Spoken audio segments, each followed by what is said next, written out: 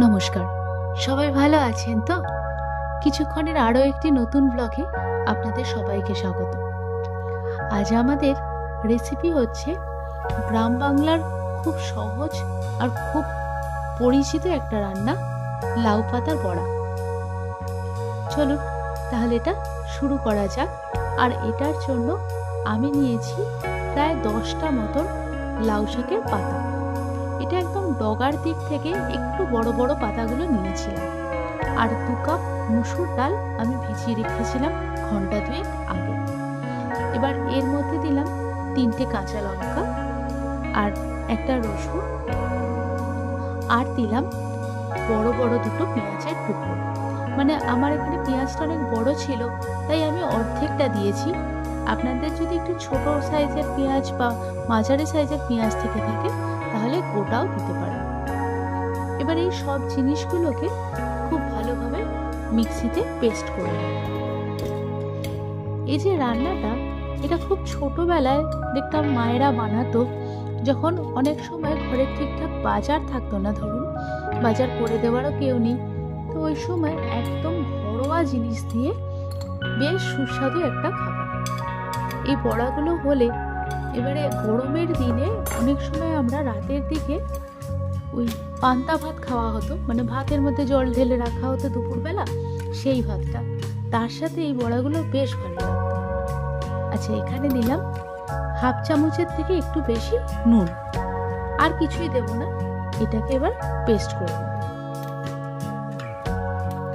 তখন যেটা বলছিলাম, গরমকালে অনেক সময় আমরা সন্ধ্যের দিকে মাকে দেখতাম এরকম বড়া করতে, বা অনেক সময় লাউ শাকের পাতা না দিয়ে শুধু মুসুর ডাল এভাবে বেটেও ডালের একটা বড়া করতো, সেটা দিয়েও ভাত খেতে বেশ লাগতো।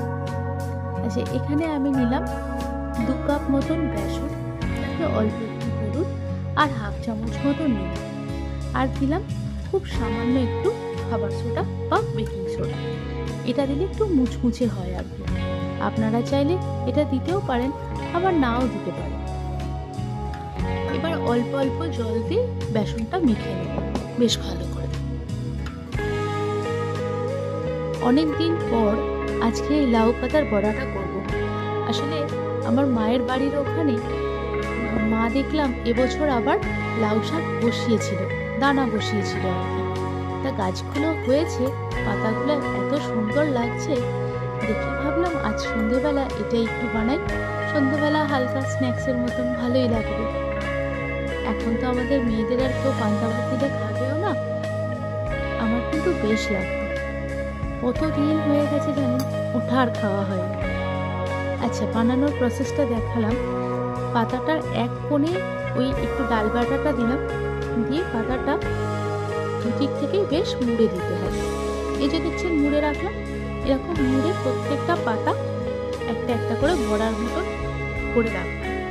আর একটা দেখাচ্ছি, কিছু পাতাটা ঠিক দেখুন 4 ভাগ করে একটা দিকে এই ডাল বাটাটা দেব, দিয়ে প্রথমে অর্ধেকটা এইটা মুড়ে নিলাম, তারপরেরটা হচ্ছে 2টো দিক থেকেই মুড়ে দেব, এদিক থেকেও আর তারপরে ওদিক থেকেও। ব্যাস, এই যে মুড়ে দিলাম, দিয়ে এটাকে এবারে সরিয়ে রেখে দেব। এভাবে প্রত্যেকটা বড়া আমি একটা একটা করে রেডি করে নেব।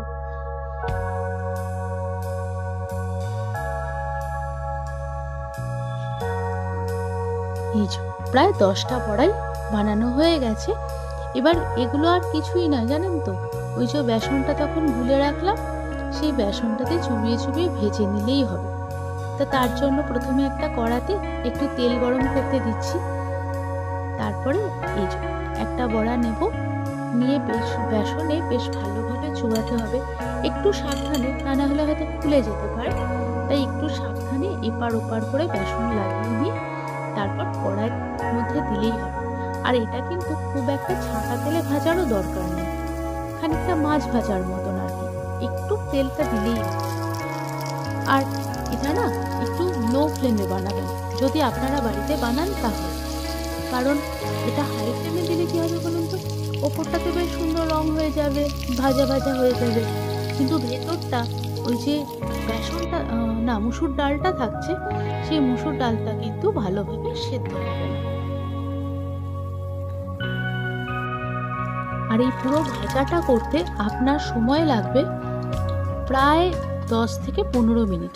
আমি কিন্তু এদিক ওদিক উল্টে পাল্টে বেশ 10-15 মিনিট ধরে ভেজে নিয়েছি। এতে কি হবে বলুন তো, পাতাটাও ভালোভাবে সেদ্ধ হবে আর ভেতরের যে মুসুর ডালটা ওটাও খুব সুন্দর সেদ্ধ হয়ে যাবে। পরেরগুলো আবার ভাজতে দিয়ে দিলাম, বেশি তো নয়, মোটে 10টা। ব্যাস রেডি হয়ে গেছে সবকটা লাউ পাতার বড়া। এবার প্লেটে করে আমার মেয়েকে দেব, দেখি তার আজকে খেয়ে কেমন লাগে। সে তো আজকে প্রথমবার খাবে এরকম খাবার। আপনারাও বাড়িতে অবশ্যই ট্রাই করে দেখবেন, আর যদি ভালো লেগে থাকে আমাকে কমেন্ট করতে ভুলবেন না কিন্তু। খুব শীঘ্রই আবার দেখা হবে নতুন একটা ভিডিও নিয়ে। আর এতক্ষণ আমার ভিডিওটা দেখার জন্য আপনাদের সবাইকে অনেক অনেক ধন্যবাদ। তাহলে নতুন একটা ভিডিওতে আবার দেখা হচ্ছে। ততক্ষণের জন্য সকলে সাবধানে থাকবেন, সুস্থ থাকবেন।